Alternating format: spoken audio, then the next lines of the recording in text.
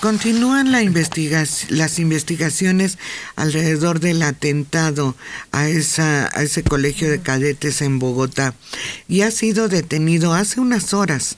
Detenido un hombre de 39 años en un barrio llamado Los Laches, al oriente de Bogotá, en un operativo en el que participó la Fiscalía y el Ejército. Esta detención se hizo por su posible coparticipación en el atentado con carro bomba en Bogotá. Este hombre, identificado como Ricardo Andrés Carvajal Salgar, está pues muy ligado. Deben de tener datos muy importantes para haberlo detenido ya y haber participado incluso el Ejército. Fue como a las 2:30 de la mañana del día de hoy. Se incautó su celular, un manual de combatiente primera fase de instrucción y overoles. Así se llama el manual que le fue retenido a este hombre. Y finalmente, cuando fue interrogado por personal de la Fiscalía, reconoció su participación en el acto terrorista. Recordemos que este acto terrorista dejó 27 muertos, 68 heridos, de los cuales todavía 10 están hospitalizados. Y se logró la plena evidencia del autor material. Fue identificado como José Aldemar Rojas Rodríguez, de 56 años, que murió en el atentado y que era miembro desde hace más de 25 años del Ejército de Liberación Nacional. De ese grupo. Ese núcleo que queda número 1 después de que las FARC se pacificaron algo. Liberación Nacional es el número 1 a estas alturas. Caray, yo siempre me imaginé, fue un joven que se inmoló, no, ya pasaba de los 50 años. Pues sí. Qué difícil. Pero hay, bueno, ustedes lo saben, hay fanáticos que llegan a lo absurdo, a la ceguera más profunda por una causa. Sí. Cuando hay una mística, cuando hay una fe en algo, es tremendo. Pienso en los mártires del cristianismo. Eran bárbaramente sacrificados y ellos incólumes. Qué terrible la fe, el misticismo, el fanatismo, producen una fuerza tremenda. Van a ver a Dios dentro de un momento cuando sean sacrificados, van a estar con Dios. Y eso se llama, y hay lo que se llama bautismo de sangre. Quien así sea ateo, así sea asesino, así sea priista, este individuo, si da su vida por Dios, por Cristo, directamente se va al cielo. Hablo de los creyentes, el bautismo de sangre, eso redime de cualquier culpa, ni siquiera un dedito en el purgatorio. Así que es terrible, es inconcebible para quien no tiene esa fe. En el ámbito religioso, pero también hay fanatismo. Claro, claro. Sí, no, y dentro de los grupos guerrilleros que quedaron en Colombia, hay que recordar que cuando se hizo la encuesta, ganó que la mayoría no estaban de acuerdo con que se perdonara, por llamarlo de alguna manera, a las FARC, y que además de que se le otorgara esta dispensa, que se le diera un lugar en cuanto a las elecciones, porque formaron un partido político ya de forma oficial. Entonces, todos estos grupos también tienen integrantes muy radicales. Y aquí yo todavía tengo la duda de que haya sido voluntario eso de que se sacrificara con el carro bomba. Mejor no le dio tiempo porque no hay esa mentalidad de que hay una recompensa después de este sacrificio, pero igual también es una de esas personas radicales. Se convierten en héroes para su grupo. Sí, ellos lo ven como algo indispensable para poder seguir adelante una revolución que ven que cojea y que puede desaparecer. Entonces sí se explica que algunos grupos del ELN que no han firmado la paz, sean capaces de esto.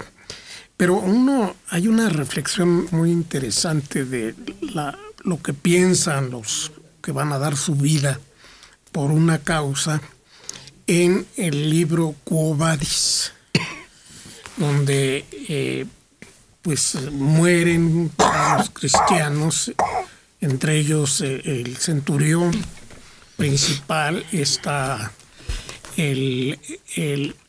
un hombre fuerte, que era el que se enfrentaba a los gladiadores y los derrotaba y todo, que se vuelve cristiano y que se enfrenta mansamente a los mismos leones que les arrancaba la quijada de lo fuerte que era. Eso es interesantísimo. Los kamikaze, los japoneses que se iban sobre los barcos para destruirse con el propio barco si se podía. Entonces, donde quiera está esta fe, esta fe que se puede decir fanatismo, se puede decir mística, se puede decir... Yo prefiero eso, fe. La fe hace que el individuo llegue a alturas enormes de sacrificio. Dar su vida, ofrecer la vida, dejar que lo desgarren. Es tremenda esa situación en donde el hombre con su renunciación prefiere la muerte a traicionar una idea, una creencia. Yo creo que todos los hombres todos los seres humanos, podemos llegar a situaciones muy complicadas en algún momento por alguna razón que los otros no podemos entender. Lo que ustedes dicen es cierto, no podemos entender cómo pueden llegar a prácticamente a suicidarse en esas condiciones, pero hay otras muchas que nos explican, que nos dan a entender que el hombre es diferente y cada individuo tiene una concepción diferente. Fíjense en esto. Bisnieto, nieto e hijo de verdugos. Sabir Masí ha ejecutado a unos 300 reos. Un trabajo que considera rutinario, pues es lo que le tocó hacer y que no le provoca ningún tipo de remordimientos. Por el contrario, disfruta lo que hace. Para el común de las personas esta actividad puede resultar reprobable, dolorosa, que en muy poco se tendría que separar de ella. Para él es una rutina y no se arrepiente de haber ahorcado a tanta gente. Yo sigo órdenes. A mí me dicen, este es un criminal, hay que ahorcarlo y adelante. Tiene 34 años, espigado, facciones marcadas. En una película, creo que se llama además El Verdugo, este hombre, todo su afán es bajar segundos al acto de ahorcar a un individuo. De modo tal, es tan eficiente que los nazis lo contratan y están viendo, cronometrando cuánto dura el ajusticiamiento y baja de 10 segundos, yo no sé qué cifra, y ese es su orgullo. Pero esto de que se necesita una mística y demás, cualquier madre viendo a su hijo pequeño en una situación de riesgo es heroica, tienes la heroicidad con ella.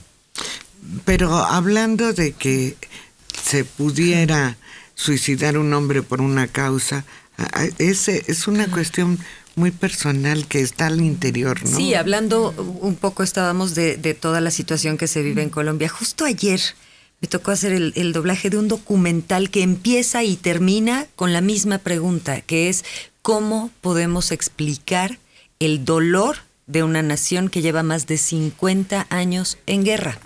Y durante todo el documental se explican muchas cosas del proceso y se habla de cómo hace 2 años, en 2016, cuando estaban a punto de lograrlo y cuando se reunieron Estados Unidos, Cuba, Colombia, todos para esto, por una mayoría muy pequeña, porque estaban polarizadísimos, no se logra la paz.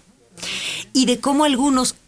La narradora es una periodista y dice que ella, siendo de estas personas que pretenden la paz, que buscan la tranquilidad y que quieren un entendimiento, de todas maneras esa misma población no quedaba conforme con el hecho de pensar que tanta delincuencia quedara impune, que quedaran libres sin pasar un solo día en la cárcel ni ningún castigo. Entonces, solamente viviendo ese tipo de situaciones podemos ponernos en sus zapatos y entender por qué reaccionan como lo hacen.